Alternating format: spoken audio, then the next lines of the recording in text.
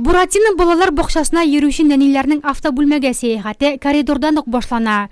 Төрле юл билгеләрен, диварга ябыштырылган машиналарны узып, күптән хыялланган бүлмәгә аяк басалар.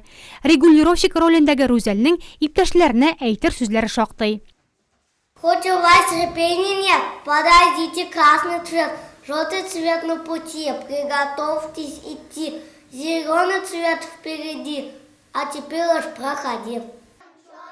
Балаларга гына түгел, җәнлекләргә дә юл билгеләрен белү мәҗбүри. Алар да шундый ук җәяүлеләр. Нәниләр янына бәйрәмгә ашыккан куян белән төлкене юлда туп уйнап, чак кына машина бәрдермәде. Мы живем в большом городе с широкими улицами и с проспектами. По ним движется много легковых и грузовых автомобилей, автобус, и никто никому не мешает.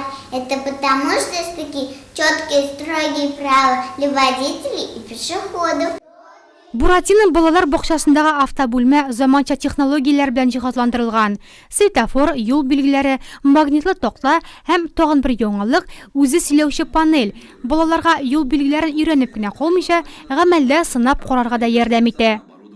Переходить дорогу можно только в специально оборудованных для этого местах. Там, где есть подземный или надземный пешеходный переход. Bütün балалар бакчаларында андай оборудованиелар юк, но әлбәттә без һәр елны тырышабыз андай оборудованиеларны, автоклассларны күбәйтергә.